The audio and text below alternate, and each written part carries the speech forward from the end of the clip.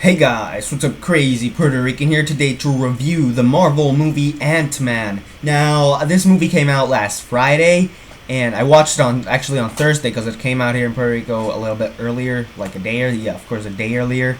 And I was gonna review it then, but I didn't have the time, and now I do. So yeah. Anyway, so the movie fits in with the Marvel Cinematic Universe perfectly.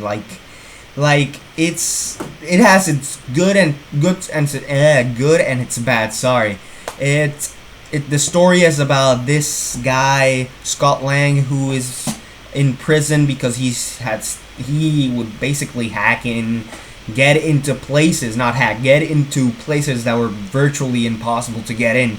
He would get in there and steal stuff, and yeah, then he has this opportunity to become Ant-Man. I'm not gonna say exactly how it is. I don't want to spoil some things in this movie because there are some things that you really have to watch to say, damn, that's actually really good. So yeah, it's about Scott Lang and becoming the Ant-Man, and he can't really see his daughter. So yeah. Anyway, so the movie fits in perfectly. There's a scene in this movie which I will not spoil, but it connects to the MCU so well, in my opinion at least, that I just thought it was amazing. And also the two post-credit scenes. Now, the first post-credit scene was pretty cool. I'm not gonna spoil it, but the second, I'm not gonna spoil what it is, but it connects a little bit to Civil War. I'm just gonna say that. I'm not gonna say what it is exactly, but it does connect a little bit. So it connects to Civil War. And we know that Ant-Man's gonna be in Civil War. That was already confirmed.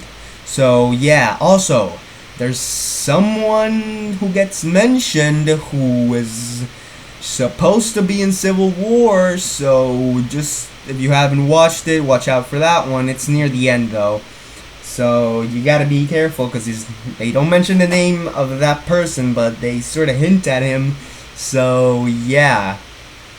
Anyways, the movie itself, pretty good, full of Easter eggs, of course, like every Marvel movie.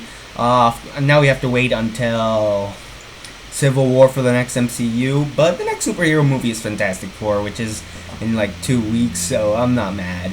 Anyways, it's pretty good. It's a really good movie. It reminds me of Iron Man 1. A little bit. Don't get me wrong. I'm not saying this is an exact copy. It reminds me in only some parts of Iron Man 1. But other than that, it's a pretty original because it's not about this guy who has like these amazing powers. It's a guy who has a suit, and the suit has power. He doesn't have power. It's just like Iron Man, just like Batman.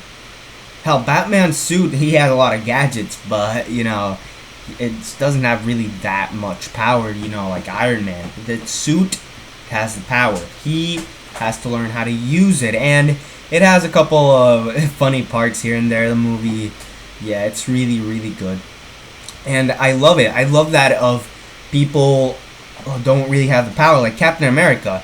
He used to be a scrawny little kid, then he gets buffed. I gave him that power. Thor, he's a god. He has the power. Hulk, and we get all these superhero movies with these guys with superpowers, and now we get this. Of the few that don't have really powers, I think this is one of my favorite MCU movies out of all of them. Of course, my favorite being Captain America: The Winter Soldier. This is definitely one of my favorite MCU movies because it's very original. Well, it's sort of original.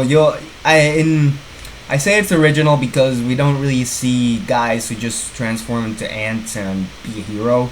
It's usually big guys or with armor and stuff like that. It's pretty original, and I really like it. I really love that.